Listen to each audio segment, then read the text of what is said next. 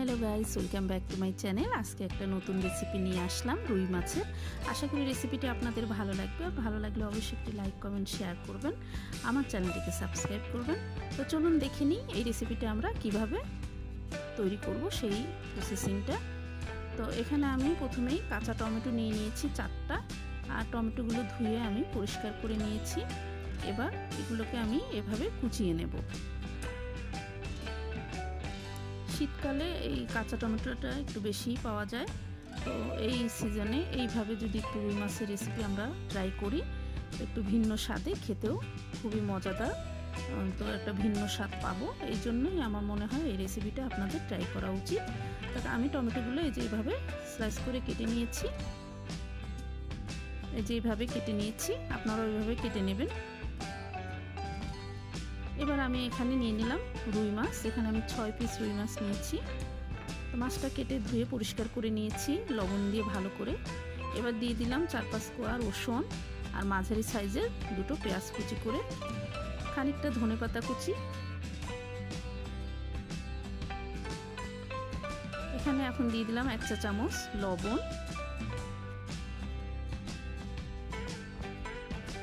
এবার দিলাম 1 চা চামচ হলুদের গুঁড়ো, আর দিয়ে দেবো 2 চা চামচ মরিচের গুঁড়ো।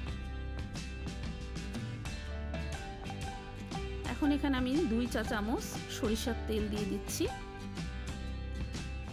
এরপরে এখানে আমি দিয়ে দেবো 2 চা চামচ সয়াবিন তেল। মশলাগুলো দেওয়ার পরে হাত দিয়ে ভালো করে মেখে নিতে হবে। মাছটা ভালো করে মশলা দিয়ে এভাবে মেখে নেব।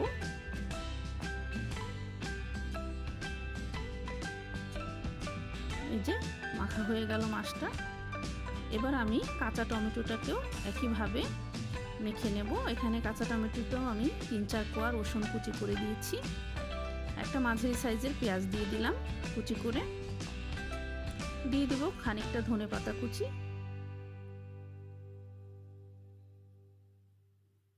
এবার এখানে আমি দিয়ে দেব 1 চা চামচ হলুদের গুঁড়ো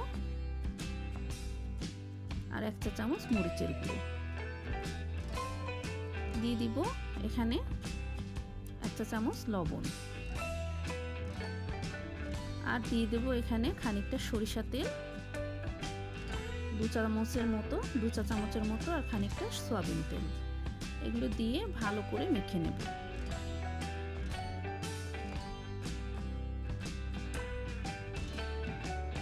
এভাবে খুব ভালোভাবে মেখে নিতে হবে। মাখানো হয়ে গেল। এবার আমি চুলায় কড়াইতে চলে গেলাম। এখানে আমি পরিমাণ মতো কিছু সয়াবিন তেল দিয়ে দিলাম। তেলটা ছড়িয়ে দিলাম। কড়াইটা গরম হয়ে গেল। এবার মেখে রাখা রুই মাছের টুকরোগুলো আমি কড়াইয়ের এক সাইড দিয়ে সাজিয়ে দেব। এক পাশ থেকে এগুলো আমি মেখে রাখা রুই মাছগুলো এভাবে দিয়ে দেব। এবার মেখে রাখা মাছগুলো দেওয়ার পরে যে মশলাটা ছিল এটাও আমি এভাবে মাছের উপর থেকে ছড়িয়ে দিলাম। এবার বাকি অংশে আমি মেখে রাখা কাঁচা টমেটোগুলো দিয়ে দেব এইভাবে।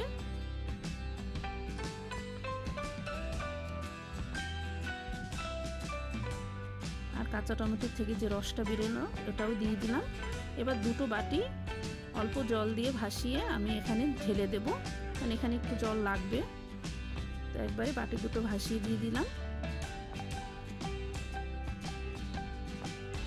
এবার ঢেকে রাখবো 2 মিনিটের জন্য।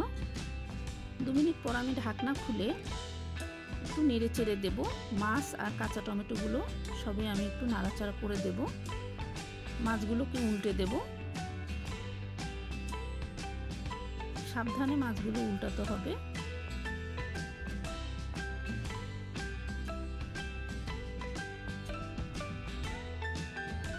আমরা কাঁচা টমেটো আলু দিয়ে হয়তো রুই মাছটা এভাবে ঝোল রান্না করে খাই, কিন্তু এভাবে তৈরি করে দেখবেন যে আসলে অনেক মজা লাগে এটা খেতে।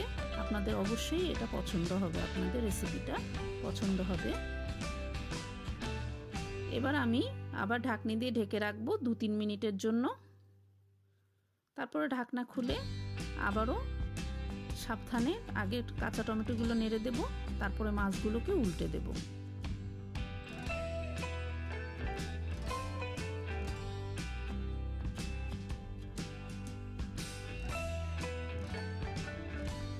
মাছগুলো উল্টানোর সময় একটু সাবধানে উল্টাতে হবে, একটু সময় নিয়ে উল্টাবেন যাতে হুড়ুহুড়ি করে মাছগুলো ভেঙে না যায়।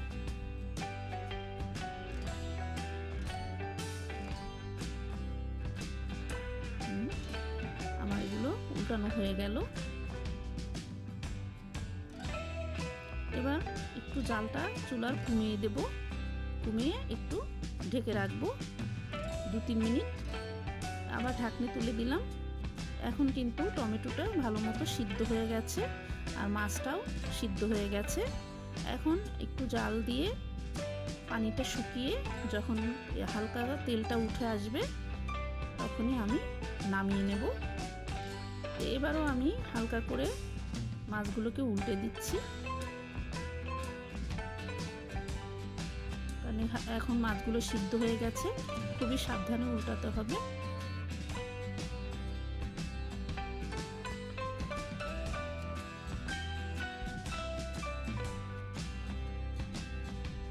এই যে রেসিপিটা তৈরি হয়ে গেল।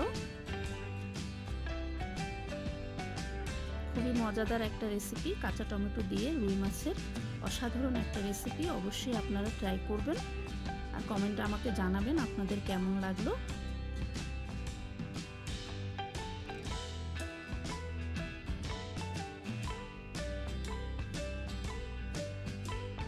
এ পর্যায়ে আমি চুলাটা বন্ধ করে দিয়েছি। আমার রেসিপিটা কমপ্লিট হয়ে গেছে।